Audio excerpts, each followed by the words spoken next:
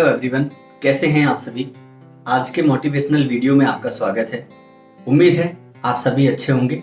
यदि आपको यह वीडियो अच्छा लगे तो लाइक करके इस चैनल को सब्सक्राइब करें और बेल आइकन को भी प्रेस कर लें ताकि आने वाले सभी वीडियोस का नोटिफिकेशन आपको शीघ्र प्राप्त हो सके। आज का यह स्पेशल वीडियो आपके लिए है क्योंकि टाइटल देखकर स्वयं आपने इसे चुना है। स्वाभाविक है आप अपने जीवन में विनम्रता नम्रता धारण करना चाहते हैं, और यदि हम अपने जीवन में नम्रता धारण करना चाहते हैं तो हमें अपने जीवन में अपने स्वभाव में बदलाव लाना होगा।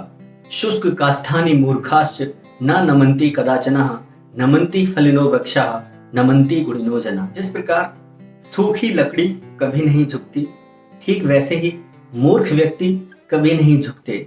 फलदार वृक्ष हमेशा झुका हुआ होता है, ठीक वैसे ही गुणवान व्यक्ति विद्वान व्यक्ति हमेशा झुककर रहते हैं, हमेशा झुके हुए मिलते हैं। जाहिर सी बात है, झुककर रहने के लिए विद्वान होना पड़ेगा, झुककर रहने के लिए हमें गुणवान होना पड़ेगा। और ये सब हम इस दुनिया के रोल मॉडल श्री हनुमान जी से भली भांति सीख सकते हैं। आइए उनके जीवन में प्रवेश करते हैं। सर्वविदित है कि हनुमान जी महाराज बचपन में थोड़े से नटखट थे, इसीलिए जब ऋषि मुनि अपनी तपस्या में लीन होते थे तो हनुमान जी महाराज उन्हें तंग किया करते थे।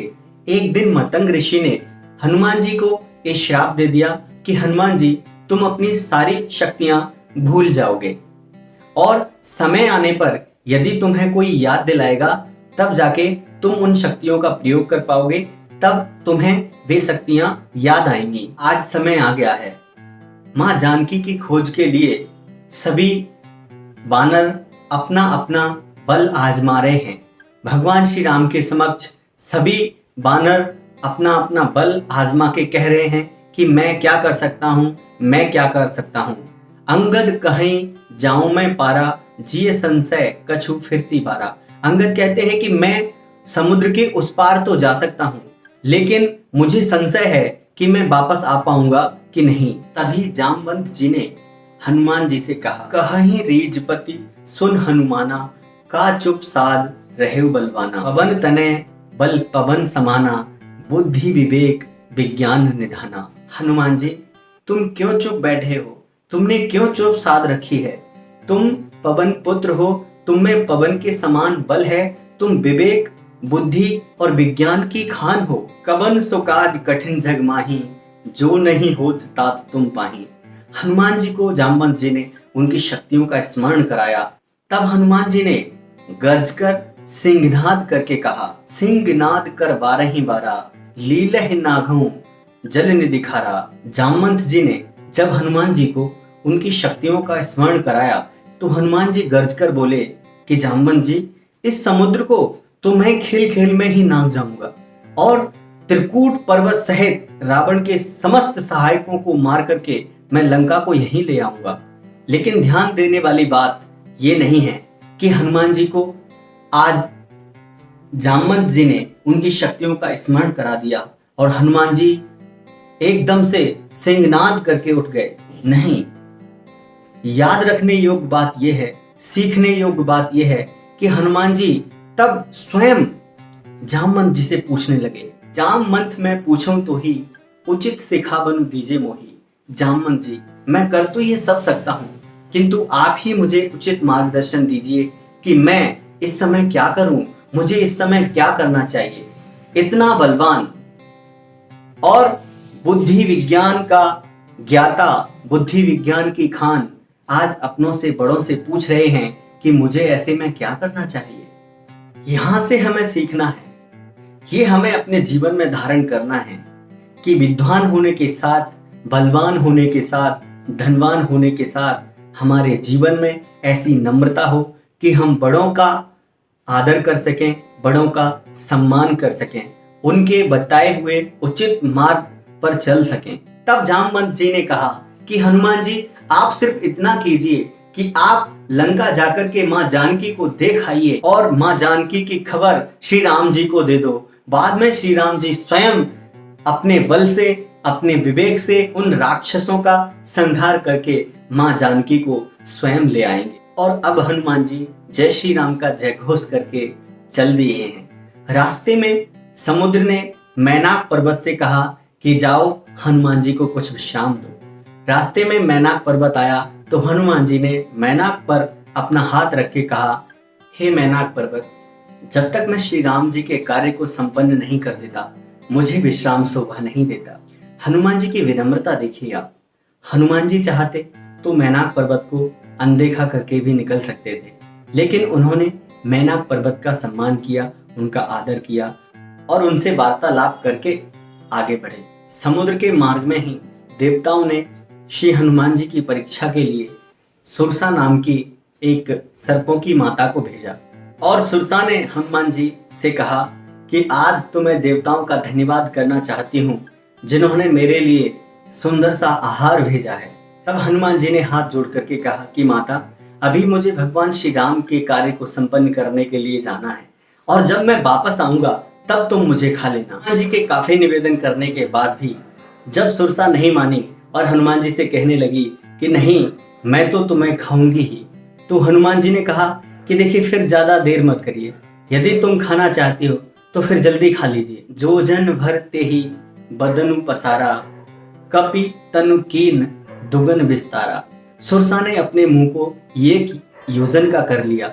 एक योजन में लगभग 4 कोस होते हैं, तो कपि हनुमान जी ने अपने शरीर को 2 योजन का कर लिया। जब सुरसा ने 2 योजन का किया तो हनुमान जी ने 4 योजन का कर लिया। ऐसे ही जब सुरसा ने 16 योजन का किया तो हनुमान जी 32 योजन के हो गए।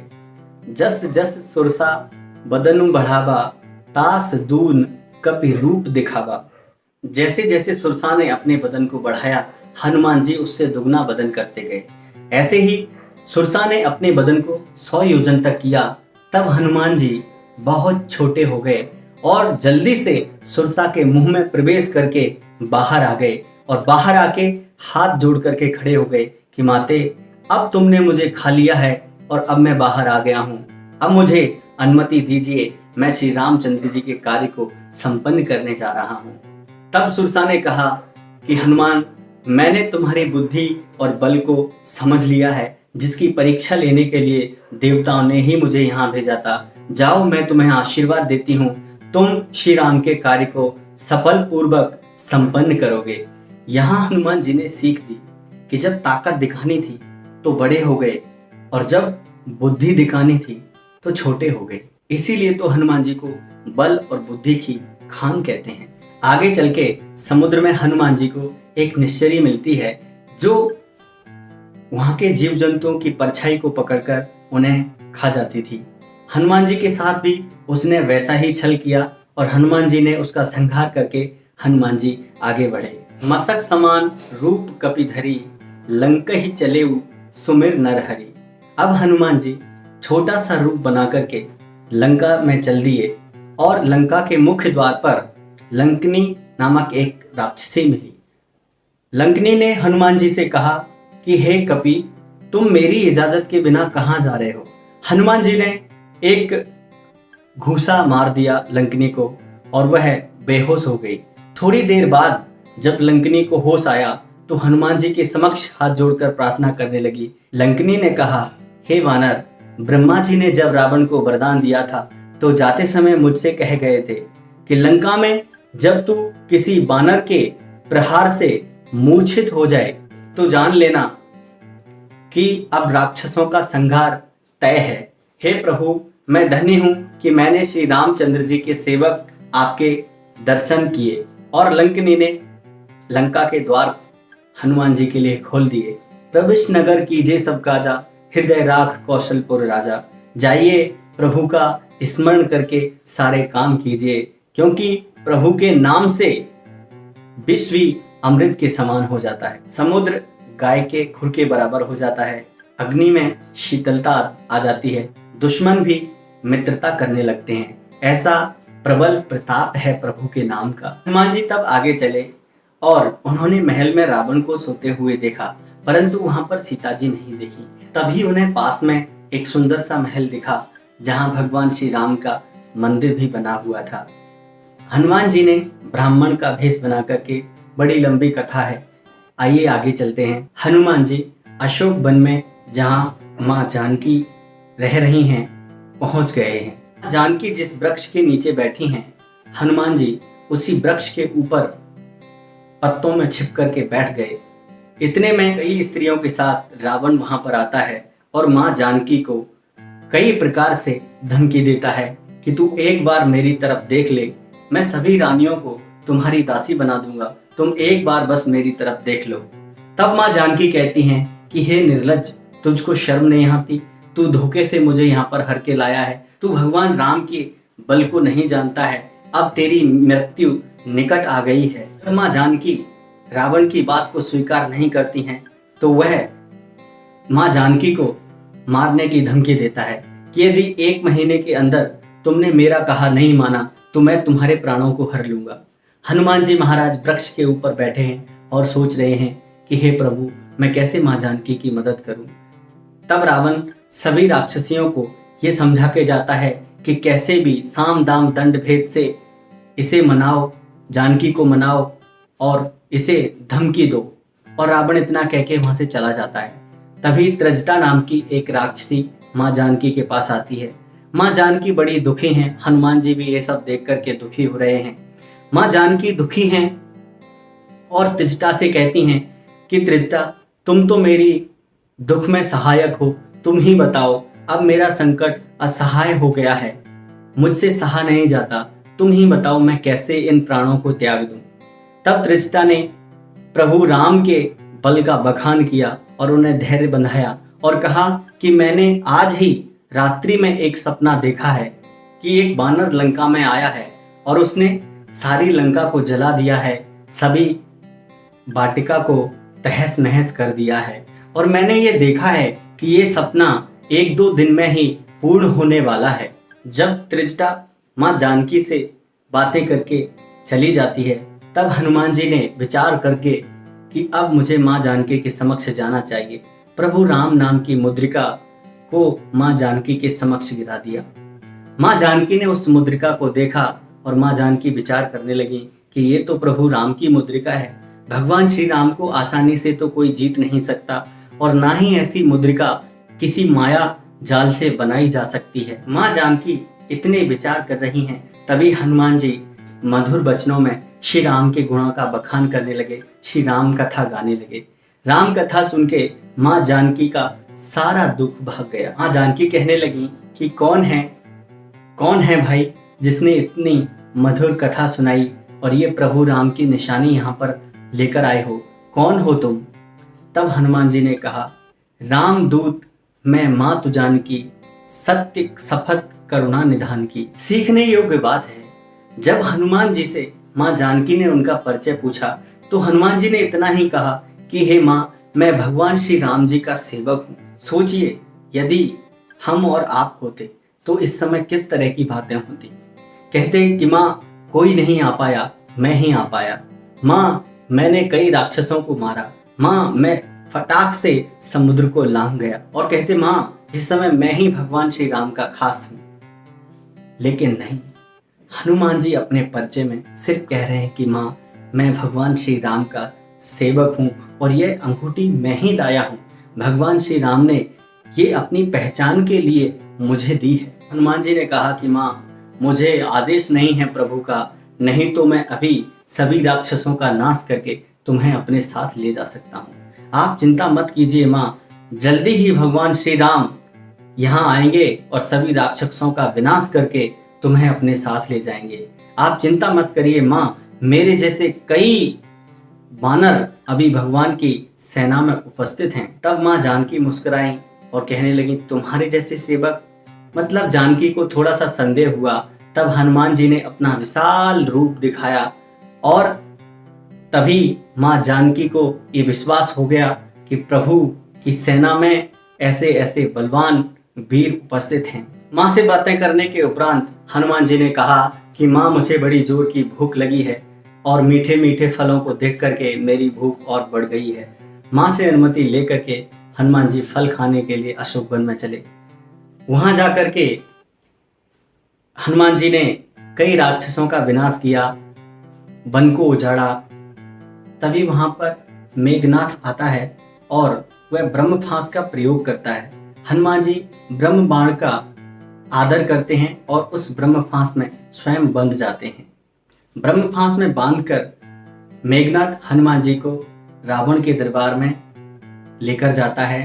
जब हनुमान जी रावण के समक्ष जाते हैं तो रावण को देखकर हनुमान जी मुस्कुराते हैं और कहते हैं कि रावण, तुम्हारे गले में इतने अनेकों रत्नों के जो हार हैं वो इतने शोभायमान हो रहे हैं और तुम बड़े सुंदर लग रहे हो, बस एक चीज की कमी है। तब रावण कहता है कि किस चीज की कमी है रे बंदर? तो हनुमान जी ने कहा कि तुम्हारे इन सभी मोतियों में श्री राम नाम की मणि नहीं है, श्री राम नाम का एक भी मोती इनमें नहीं है। यदि वो होता तो तुम अति सुंदर लगते। तब हनुमान की बातें सुनकर के रावण और क्रोधित हो जाता है। हनुमान जी रावण को समझाते हैं कि रावण, मैं अभी तुम्हें समझा रहा हूँ, अभी भी वक्त है, अभी कुछ नहीं बिगड़ा, अभी भी तुम जनक दुलारी को लौटा दो और श्री राम के चरणों में चले जाओ, जाकर के प्रार्थना करो। मैं पूर्ण विश्वास के साथ कहता हूँ कि भगवान तुम्हें अपनी शरण में ले लेंगे, तुम माँ जानकी को लौटा दो। रावण क्रोधित होता है और कहता है कि अब हमें बंदर समझाएंगे कि हमें क्या करना चाहिए। और रावण हंसने लगता है और कहता है कि बंदर, तुझे दिख नहीं रहा है, तेरे समक्ष मृत्यु खड़ी है, तू मृत्यु के सामने खड़ा हुआ है। तब हनुमान जी मुस्कुराए और कहने लगे कि रावण, मृत्यु मेरे समक्ष जरूर खड़ी है, लेकिन देख तुमको रही है, क्योंकि मेरी मृत्यु नहीं, अब मृत्यु तेरी आने वाली है। इतना जब कहा तो रावण क्रोधित होता है और कहता है कि मार दो इस बानर को, मार दो इस बानर को। दोस्तों, सोचने वाली बात है, हनुमान जी ब्रह्मफास में बंधे हुए हैं, रावण धमकी दे रहा है कि इसे मार दो, इसे मार दो, ये बंदर बहुत उपदेश दे रहा है, इसे मार दो, किंतु हनुमान जी को बिल्कुल किंचित मात्र का डर नहीं है। इसका कारण क्या है? कारण है कि हनुमान जी सोच रहे हैं कि मैं जरूर बंधा हुआ हूँ, मैं जरूर बंधा हुआ हूँ, लेकिन मेरे प्रभु श्री राम तो नहीं बंधे हुए हैं। वो किसी न किसी रूप में आएंगे और मेरी रक्षा करेंगे। और जब रावण ने कहा कि इसे मार दो, तभी विभीषण आ पहुंचे और रावण से बोले कि नहीं नहीं नहीं, दूत को मारा नहीं जाता। हनुमान जी समझ गए कि भगवान श्री राम किसी न किसी रूप में आकर के यहाँ मेरी रक्षा कर रहे हैं। जब विश्वास अकट्य होता है तब प्रभु को स्वयं चल करके हमारी भक्त की मदद करने के लिए आना पड़ता है। तब सब सहमति बनी कि दूत को मारा जाना नहीं चाहिए, तो हनुमान जी की पूंछ में आग लगा दो। तब हनुमान जी की पूंछ में आग लगा दी गई और हनुमान जी ने उलट पलट लंका सब जारी। हनुमान जी ने एक ओर से दूसरे ओर तक सारी लंका को जला करके भस्म कर दिया। हनुमान जी स्वयं जिसने अग्नि को बनाया है उनके दूत हैं, इसलिए हनुमान जी स्वयं नहीं जले। और अग्नि को शांत करने के बाद माँ जानकी के समक्ष पहुंचे और माँ जानकी से आज्ञा ली कि हे माँ, जैसे भगवान श्री राम जी ने मुझे अंगूठी पहचान के लिए दी थी, आप भी मुझे पहचान के लिए कुछ दे दीजिए। तब माँ जानकी ने चूड़ामणि उतार करके और हनुमान जी को दिया। तभी हनुमान जी माँ जानकी के चरणों में बार बार कोटि कोटि प्रणाम करके माँ से अनुमति लेते हैं। माँ जानकी कहती हैं कि हनुमान, प्रभु राम से कह देना कि महीने भर में यदि वो नहीं आए तो फिर वो मुझे जीवित नहीं पाएंगे। हनुमान जी माँ जानकी को धीरज बंधाते हैं और वहां से चलते हैं। जब वापस आते हैं तो हनुमान जी को देख करके सभी भगवान श्री राम और सभी बंदर भालू बड़े प्रसन्न हो जाते हैं। लंका विजय के बाद भी हनुमान जी ने ये माना कि हनुमान जी ने जितने कार्य किए वो सब भगवान प्रभु राम जी की कृपा से किए। कभी उन्होंने अभिमान नहीं किया। उन्होंने कहा कि प्रभु, मेरा आपकी कृपा से सब काम हो रहा है, करते हो तुम कन्हैया, मेरा नाम हो रहा है। जीवन में जितने कार्य करते हैं और यदि वे कार्य संपन्न होते हैं तो वे प्रभु को समर्पित करना चाहिए कि प्रभु, सभी कार्य आपकी अनुमति से, आपकी कृपा से ही होते हैं। मैं तो निमित्त मात्र हूँ, करने और कराने वाले तो प्रभु आप ही हैं। उम्मीद करता हूँ कि आज का ये वीडियो आपको अच्छा लगा होगा, और यदि वीडियो अच्छा लगा हो तो एक लाइक कीजिएगा और मेरे चैनल को सब्सक्राइब कीजिएगा और इसे अन्य लोगों में भी शेयर कीजिएगा। आप देख रहे हैं कि कितनी मेहनत हो रही है, कितनी गर्मी में, और मैंने इस कथा को काफ़ी संक्षिप्त करने की कोशिश की। और क्योंकि मैंने ये कथा सुंदरकांड से ली है तो बहुत सारे दोहा चौपाइयाँ हैं, तो मैं सभी नहीं बोल पाया हूँ, और यदि मुझसे कुछ भूल हुई हो तो माफ़ कीजिएगा। और इसी के साथ आप सभी का धन्यवाद। नमस्कार।